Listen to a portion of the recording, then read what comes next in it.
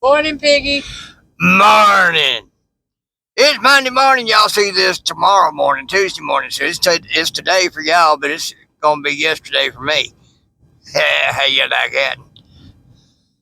All right, Piggy. Crossing my eyes. Want the peas. Well, let's see. It's Monday. It's a few days before Thanksgiving. Yeah. We're going to run by the store. She wants to get a few things. I have some fertilizer most of all. So, we're going to go do that. And,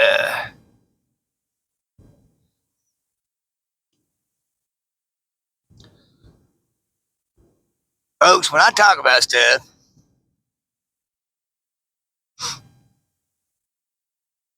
do not make assumptions about my state of being.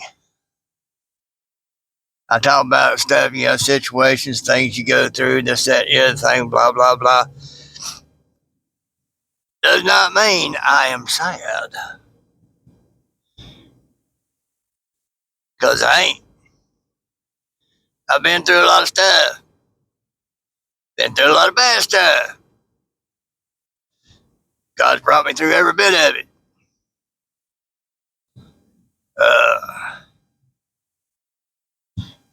Do not assume that I'm sad about it, mad about it. Do not assume that I do not know what God will or will not do, because I know very well what God will or will not do. And it depends on what you're willing to let go of, what He will or will not do. I've learned to pretty much let it all go. You ain't going to change nothing, no how. God's already got it decided what's going to be, when, where, how, why, what, who. Yeah.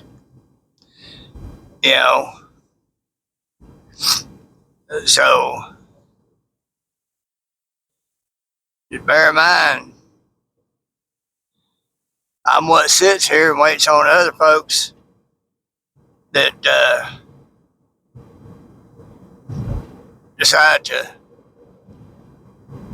talk to me, or they wind up saying something that sparks thought in me, and here I go. When something sparks, it's not me. It's God put stuff on my head, and I just put it out there.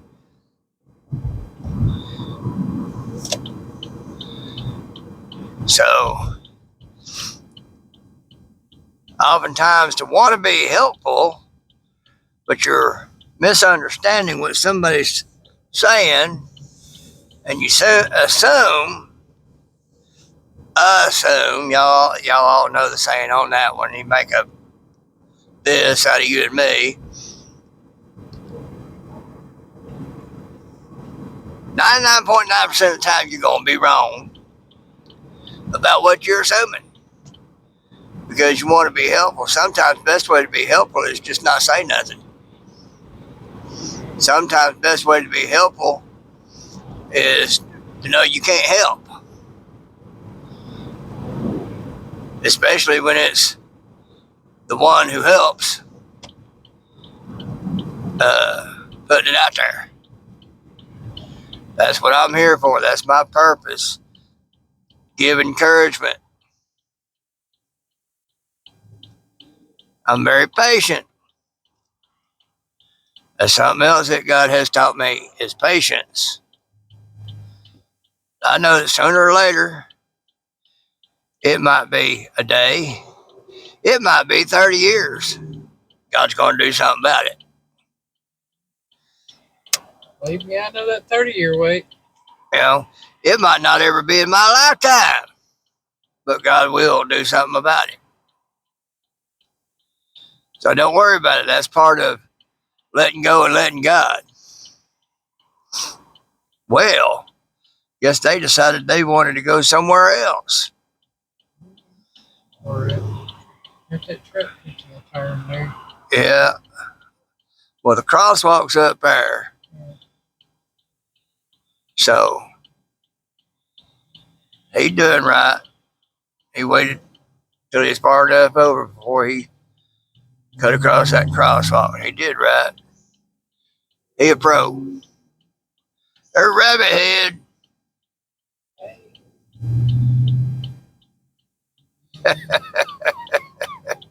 You're going straight across. Yeah, And we ran a little bit later than normal this morning. yeah, That's because everybody else was running late this morning. yeah. Not us. But yeah, I've done seen God bring me through lots of different things, and lots of very bad things. But each of those bad things, He had a purpose for me having to go through them. So I'm that type of person. I know why God allowed me to go through what I've went through. I know why God has purposed it for me to be everywhere I've been. There was always something there for me to do for Him. Even if it was just being there, being me. Which was usually the case. I've helped save lives. I've helped put lives on better tracks. And all like that. And it wasn't because I did it. I was just there for it. God did the work. But He also taught me lessons too while I was there. In the Marines, bad marriages, bad relationships. There was always something. One of those relationships was to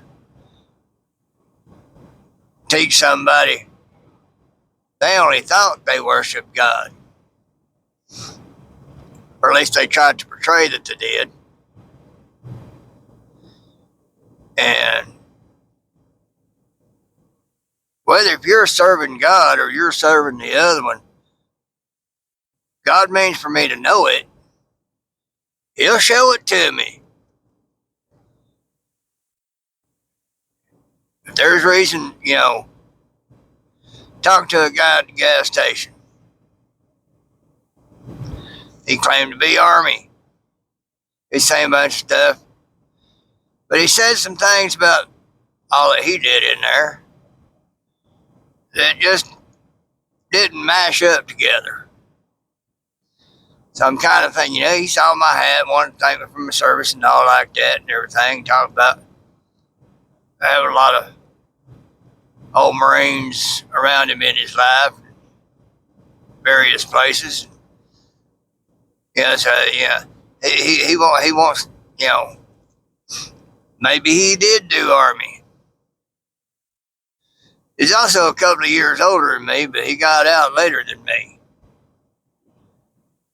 It's been around 40 years ago for me. It's been 30 for him, but he's a couple of years older than me. And he don't look it. Folks, that's a red flag right there. If you've done military service, it's going to affect the way you look age-wise. I don't care who you are. So those few things just didn't mash up together.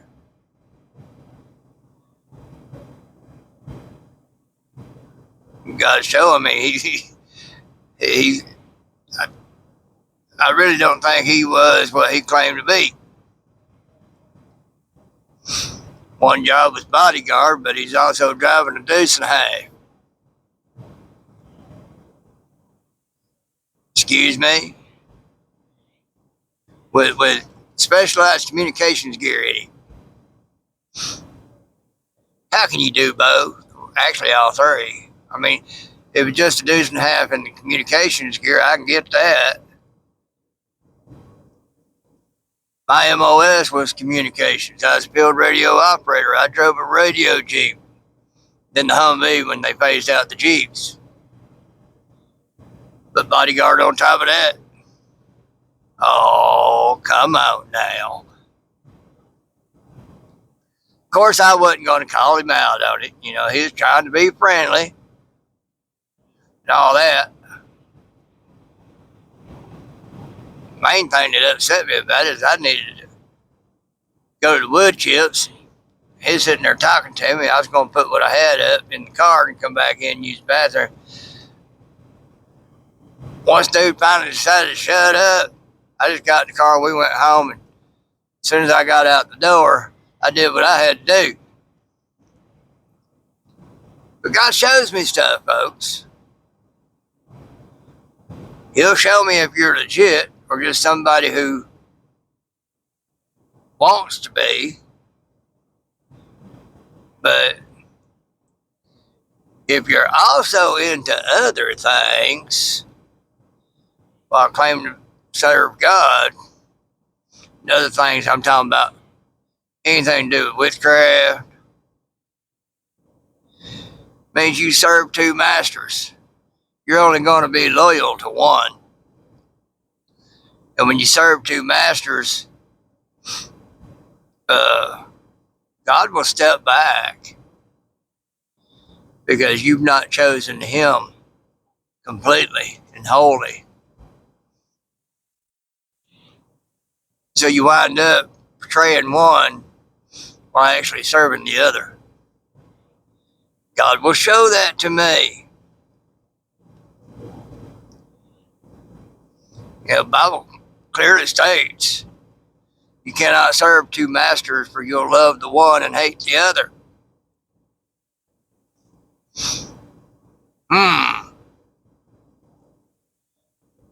So God will piece that together for me and show it to me. Like, okay. Snake in the grass. Some of the most successful witches that I've seen in the church are those who have convinced others they're just a cat's meow. That they're a pillar of the community within the church. Turns out that they're not. See, it only takes, you got a straight line. You can take and put a razor blade edge dead center of that line. That creates two lines.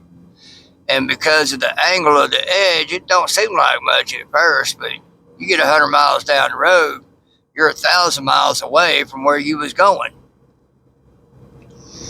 Because it diverged that path. You get a witch in the church, all they got to do is sow a little seed here and sow a little seed there. And next thing you know, you got everybody believing in them and what they say, and they totally off the mark.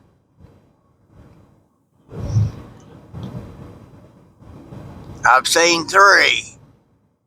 One of them I know personally.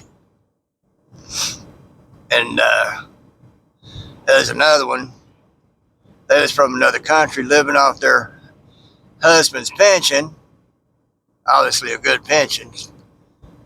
Lived in a nice place. From the church, we was there, this group of us, everything, and she was promoting this one ideal, and the ideal was a socialist ideal. You got people working together, and there's a group effort to perform a job. But there's only 1 or 2 of them actually doing any work. You got 10 on the team, but only 1 or 2 are doing the work. But the whole team gets credit for the job done. I'm like, whoa, hold up, that don't work for me. And I brought that up. And they's all like, yeah, that sounds great. Not realizing it was a socialist ideal. It's also a communist ideal. Like Ayn Rand said, the only difference between socialism and communism is one is by choice and one is by gun. And you wind up doing the one by choice, you wind up with a gun anyway, pointed at you. That's how communism slips into socialism. But they's all about it. Woman was from a socialist country, so she thought, hey, this is a good ideal here. But she was a respected member of the church.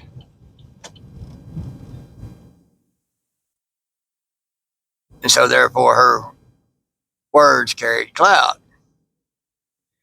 She was a witch.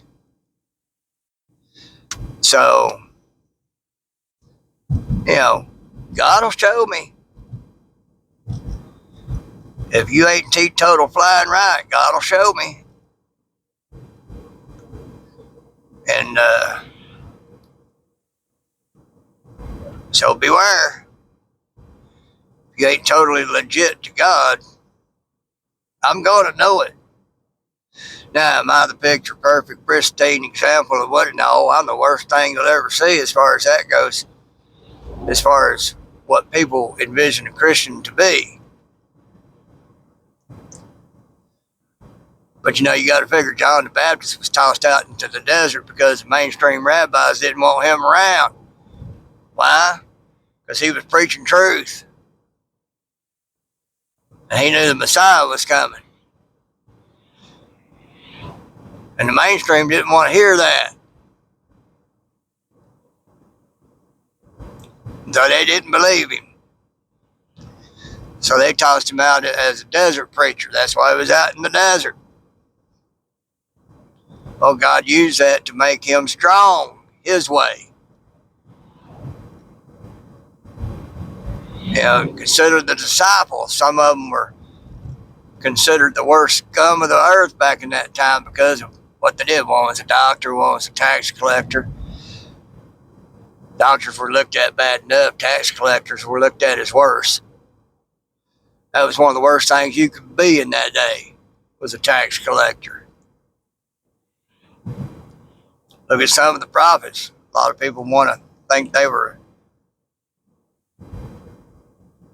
so pious and righteous. No, they weren't. Look into that. So that's why God said he would use the foolish things to confound the wise. So if you think you're wise and pious and righteous, you might want to take a better look. Because God didn't use what man considers to be good. Because it usually ain't. And he'd use what was bad, turn it around, use for his purpose. And the wise couldn't figure that out. Piggy loves you.